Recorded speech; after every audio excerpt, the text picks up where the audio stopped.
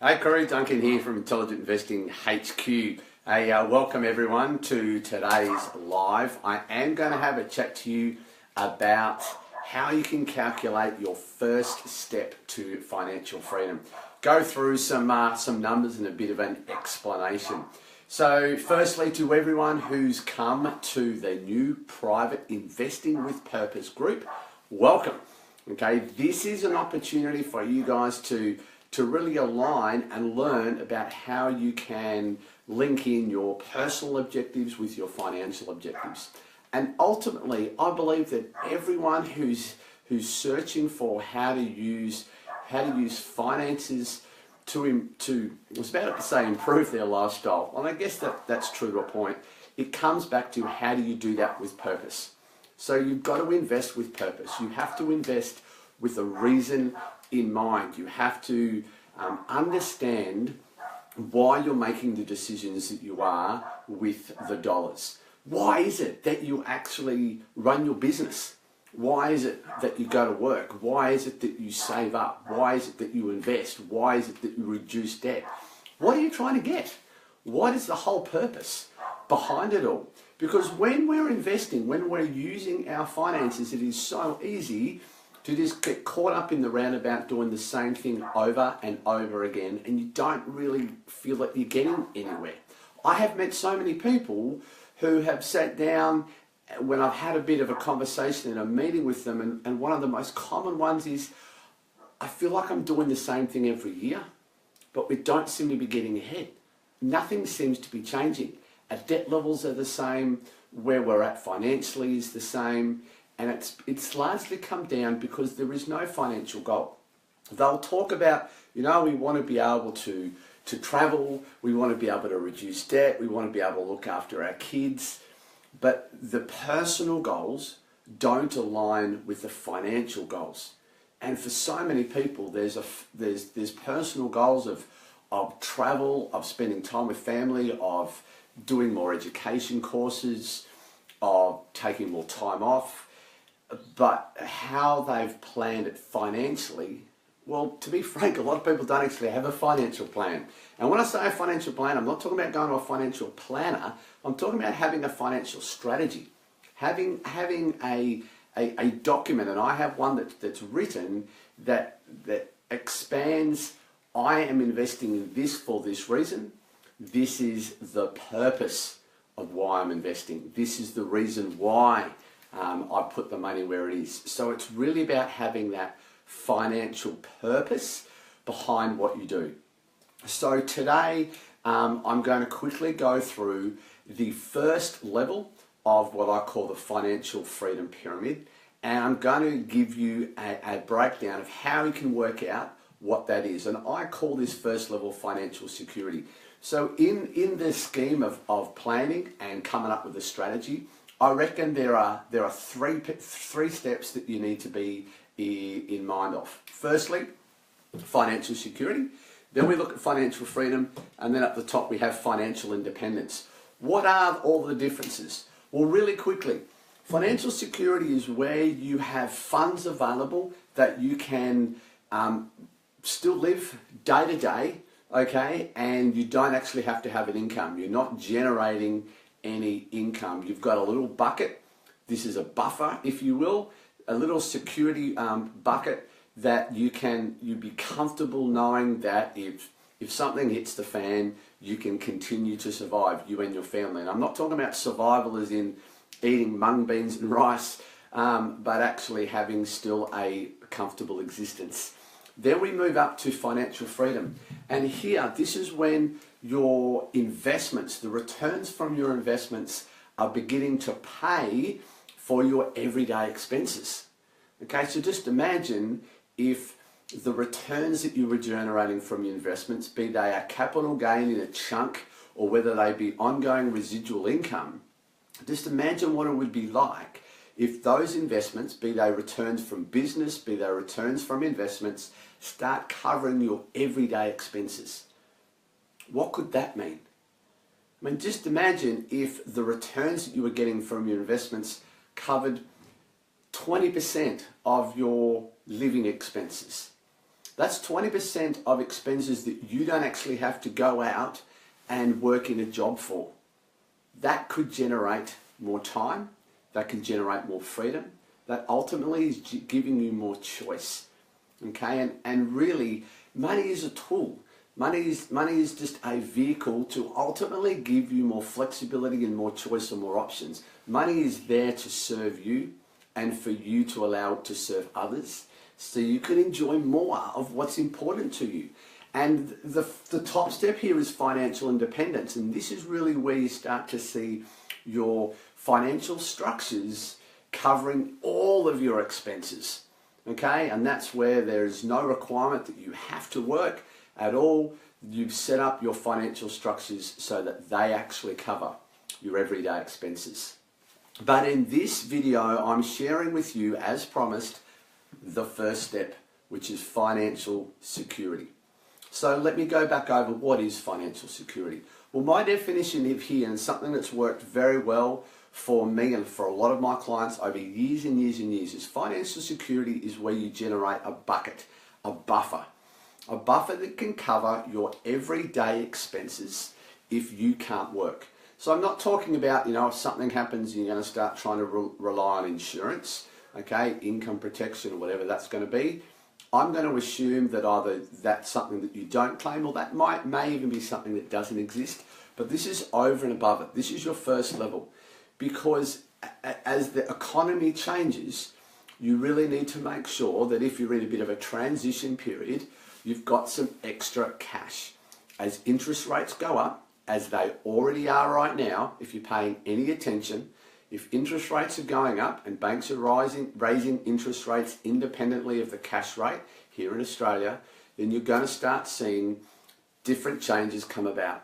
So what you need to make sure you do is understand how you derive that. So here's how it works really quickly.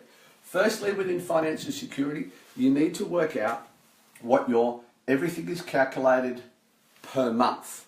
Okay, everything is calculated per month. So you need to work out what your monthly expenses are. Now, when I talk about your monthly expenses, what I'm specifically referring to is all of those expenses that you need to pay to live your life day to day. So exclude any investment expenses. So if you've got margin loans, if you've got business loans, if you've got investment property loans, we're not counting those.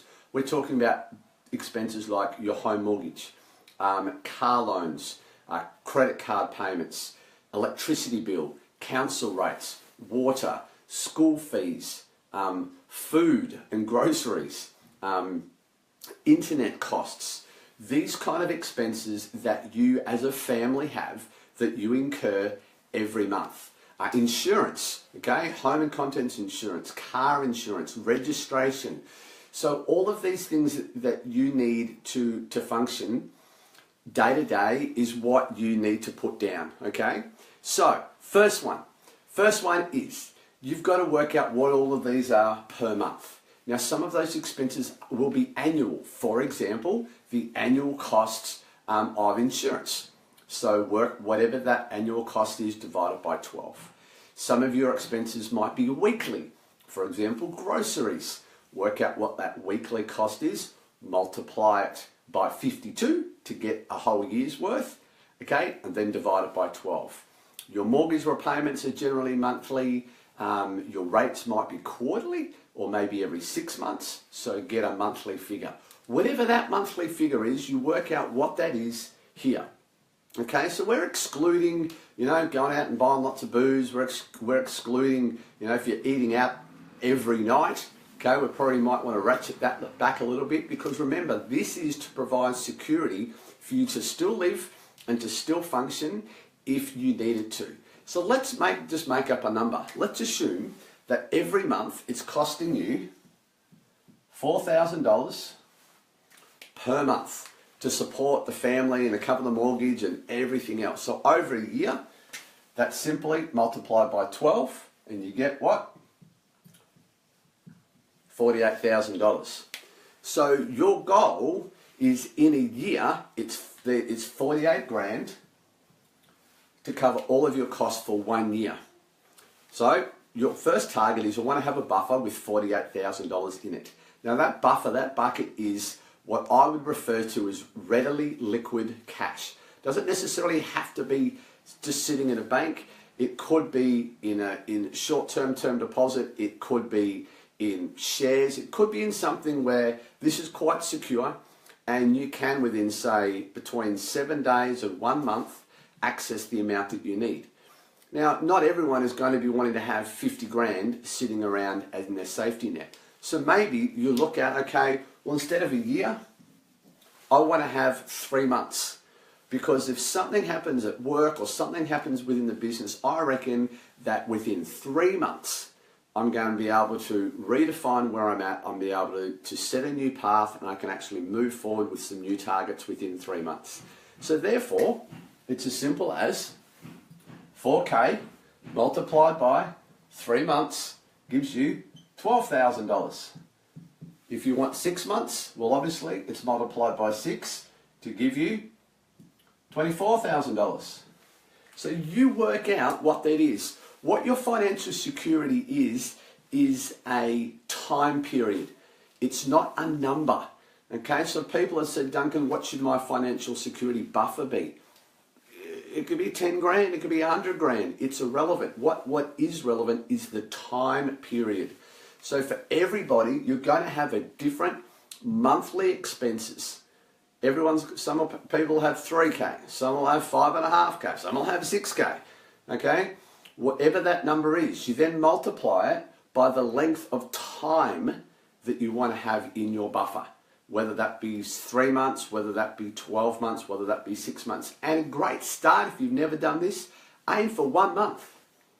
Then move to 3 months. And then move to 6 months.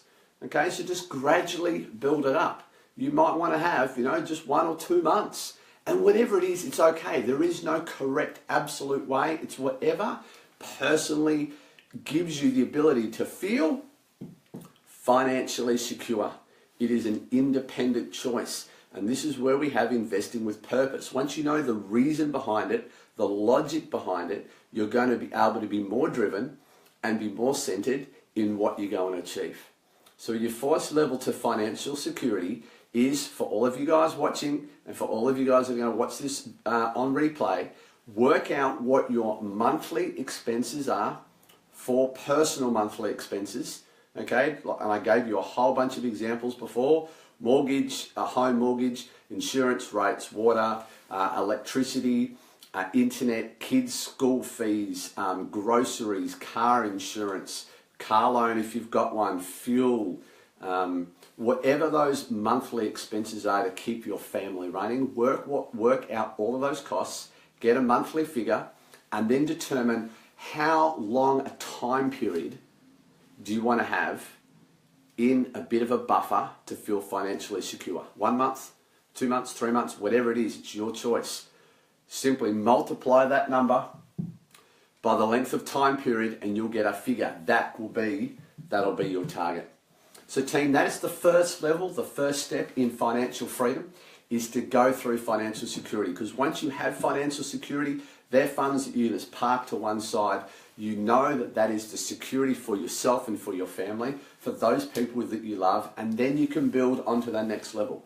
Then you can go, now that's taken care of. The surplus funds outside of that is what I can now start moving into this bracket.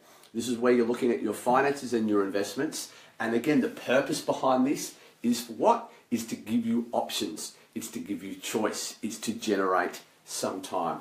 I hope that's been helpful. Make sure you take the time to calculate this stuff. Okay, if you haven't got a bit of a personal budget, a bit of a personal cash flow, again, just drop me a line. I'm happy to send you the personal cash flow planner that I've used. There's heaps of pre-populated information on there where you can start entering in your data. It's a great memory jogger that if you haven't really thought of this before, being able to access a lot of this information that's already got great examples on there will force you to go and research, to go, well, what are all of these costs that I'm paying out?